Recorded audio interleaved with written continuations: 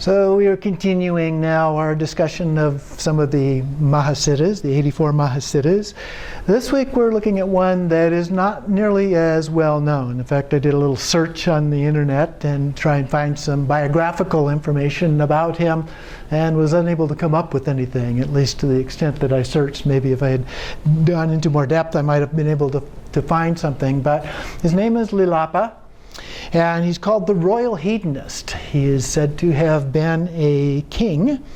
And this story, I'll pretty much just read the story. There's not a lot to comment on without additional information, other than looking again at the end. We'll talk a little bit about the principles behind this story. So he lived in South India. You recall some of the Mahasiddhas came from South India, most from East, but some from South India. And he was a hedonistic king who valued his pleasures and his treasures above all things. He also entered into intelligent conversation from time to time and would invite people to come and join him for that purpose, and into his royal chamber where he would recline on his lion throne and discuss things with the visitors. Well, one day a wise yogin came to visit him as a part of this and was granted an audience, and the king saw his tattered clothing and weathered face and was filled with pity in observing this yogin, and said, "What a terrible life you must lead, wandering from country to country in such a miserable state." He replied, "I have nothing to complain about. You are the one to be pitied." "What makes you think such a thing?" the king asked. "I have eyes. I can see that you live in constant dread of your own subjects. Above all, you fear loss of your throne. But I am free of all suffering. The pain of old age, even death itself, is unknown to me. Were I to leap into a roaring fire, I would not be burned. Were I to swallow the deadliest of poisons, I would not die." The king responds, "How can this be?" And he answers, "I have learned the great teachings of the alchemists. I possess the secret of immortality." The words of the yogin affected the king so profoundly that his faith was kindled on the spot. "I am unable to wander from place to place as you do," he said, "but if you could teach me how to meditate while remaining here on my throne in my palace, I would be very grateful." And so he agreed to do that. And he taught him meditative practices of Havadra, the deity. And the king learned to concentrate his intention on a jeweled ring on his right hand. So he had a ring, so that was his object of focus for his meditation.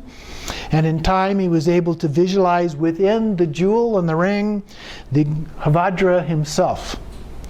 And seated around a retinue of divinities, when the king succeeded in transfixing his vision, he united both the creative and fulfillment modes, which would be the generation and completion stages of meditation, and the state of realization, so that would be the Mahamudra aspect.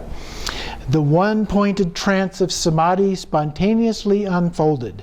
Thereafter, the king meditated ceaselessly.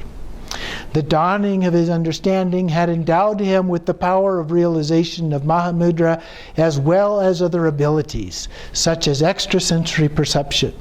Yet he accomplished all of this while seated upon his lion throne, reclining on cushions of silk, surrounded by his queens and ministers, and entertained by court musicians.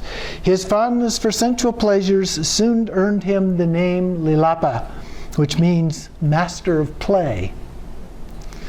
He became known throughout the world for wonderful acts of selflessness, and in the end gained the ultimate liberation of entering the paradise of the Dakinis.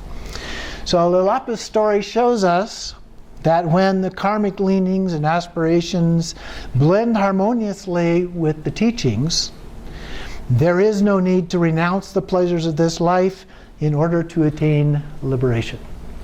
Okay? So no attachment, but also no aversion. Okay? In Dzogchen we talk about the two, the pair. Usually we talk about no attachment, but the teachings all include no attachment and no aversion as a part of that. So you get to a point where you look at things with pure view. You no longer see them in the same way. So ultimately, it's all just an illusion. And so it's a matter of how you perceive it under those circumstances. So that's the basic lesson of Lilapa, the king, the hedonistic king.